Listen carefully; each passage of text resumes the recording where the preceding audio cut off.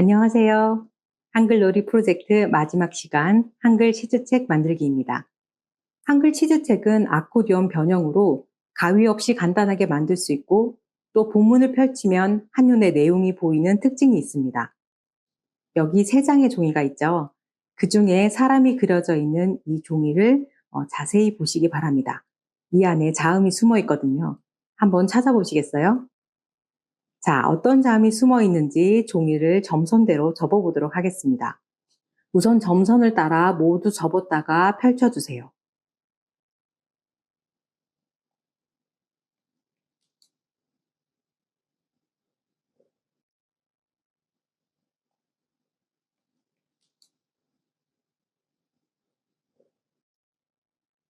그리고 반듯하게 놓은 다음 오른쪽에서 첫 번째 점선을 따라 접어주세요. 그러면 그림이 보이지 않게 되죠. 다시 반대로 넘겨주면서 차례대로 접어주세요. 완성되었습니다. 자음 치읓이 보이네요. 이렇게 한글 치즈책을 점선을 따라 모두 접으면 작은 사이즈의 책이 완성되지만 종이를 펼치면 마치 치즈가 늘어나는 것처럼 길어진답니다. 자음 치읓이 들어간 단어는 무엇이 있을까요? 단어를 찾아 뒷면에 적을 수 있습니다. 치약, 칫솔, 치과, 양치, 충치, 치료, 치카치카, 치실, 치석, 생각보다 많죠? 이렇게 찾은 단어를 사용해 문장을 만들어 보도록 하겠습니다. 이가 아파서 치과에 갔다. 충치를 치료한 후 선생님은 칫솔에 치약을 묻혀 양치하는 방법을 가르쳐 주셨다. 치석 방지를 위해 치실을 선물로 주셨다. 이제부터 나는 치카치카를 잘하는 어린이다. 이렇게 문장을 완성했습니다. 그 다음 종이를 펼쳐서 색칠한 다음 책을 완성해 주시면 된답니다. 이번에는 치읓으로 시작하는 받침이 없는 단어를 찾아볼까요? 받침 없이 치읓으로 시작하는 단어는 체리, 치즈, 치타, 치마, 치과, 차비, 치토스, 채소 이렇게 찾아서 적었답니다. 치읓을 펼쳐서 이번에는 반대로 치읓 받침이 들어가는 단어를 적어주었습니다. 저도 이 단어를 찾기 위해 국어사전을 찾아봤어요. 숫, 꽃, 닷, 돛, 빛, 윷. 아마 제가 찾은 이 6가지가 다일걸요? 혹시 더 있다면 수업이 끝난 후 꼭 알려주시기 바랍니다.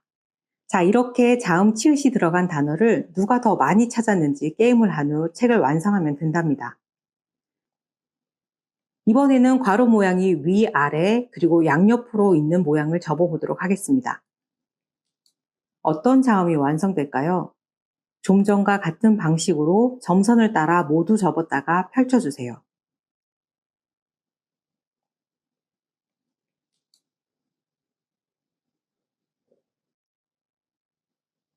그리고 오른쪽으로 한 번, 왼쪽으로 한 번씩 접어 자음이 완성될 때까지 반복해서 접어주겠습니다.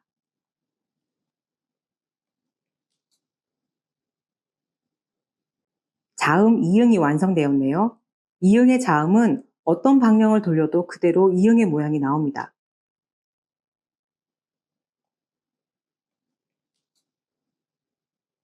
원래 접는 방식으로 완성한 샘플입니다. 이 방법은 좁은 면에서 넓은 면으로 지그재그 방식으로 접혔는데 반대로 돌리면 가장 넓은 면이 첫 장으로 나오게 됩니다. 이렇게 돌려서 한번 만들어 보도록 하겠습니다.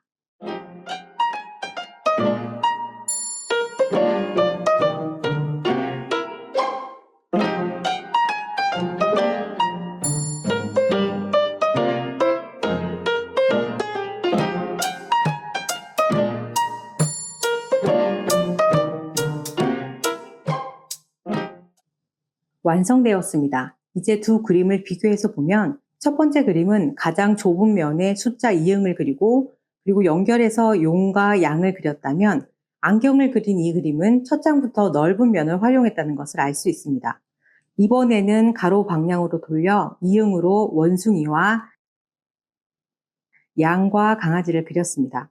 펼쳐지는 첫 장면에서 좁고 넓은 공간의 차이가 확연히 드러납니다.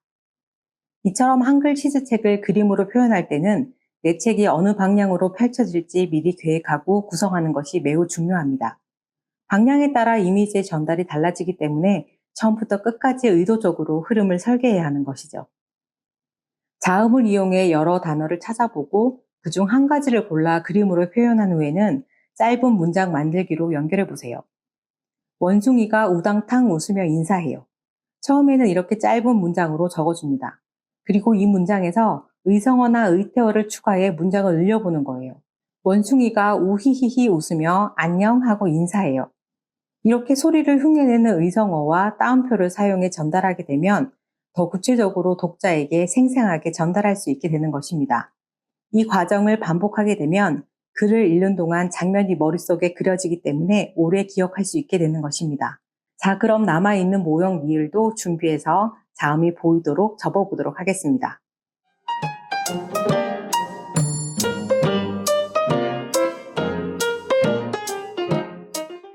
모두 접으셨나요? 무엇이 생각나나요? 저는 자음 니을의 모양을 이용해 신발을 그리고 니을이라고 보여지는 단어를 연결해 신발의 받침 낱말이라는 문장도 연결해 보았습니다. 이처럼 한글 치즈책에 이미지를 연결해 그림을 그릴 때 주의할 것은 접었을 때 자음만 나오도록 잘 살펴서 그림을 그려야 한다는 것입니다. 여기 칠해 놓은 부분, 즉 펼쳤을 때 보여지는 이 부분은 펼쳤을 때 그림을 그리게 되면 접혔을 때도 그림의 일부분이 보인다는 것이죠. 예를 들어 이 부분에 글을 썼다면 펼쳤을 때도 글이 연결되게 해주시면 된답니다. 자, 이렇게 완성한 한글 치즈책은 첫 번째 시간에 완성한 한글 봉투책에 이렇게 끼워 전시할 수 있습니다. 첫 번째 시간에 한글의 원리를 이용해 완성한 자음 14자도 전시할 수 있습니다. 이곳에 한글 치즈책을 꽂아 이렇게 놓고 전시해 보세요. 전시하기는 책 만들기의 마지막 단계로 혼자 힘으로 책을 완성했다는 성취감과 자신감을 얻을 수 있게 됩니다. 전시가 끝난 후에는 봉투에 끼워 보관하시면 됩니다. 스스로 한 권의 책을 만든다는 것은 결코 쉬운 일이 아닙니다. 책의 형태를 보고 떠오른 아이디어를 글과 그림으로 표현하고 또 그 형태에 맞춰 내용을 구성해 나가는 과정에서 아이들은 높은 성취감과 자신감을 얻게 될 것입니다. 이러한 경험은 자연스럽게 책에 대한 흥미로 이어지고 또 다른 책을 만들기 위한 원동력도 됩니다. 아이들의 생각을 담을 수 있는 책의 형태는 다양합니다. 한글 프로젝트를 훌륭하게 마무리하신 여러분, 정말 수고 많으셨습니다.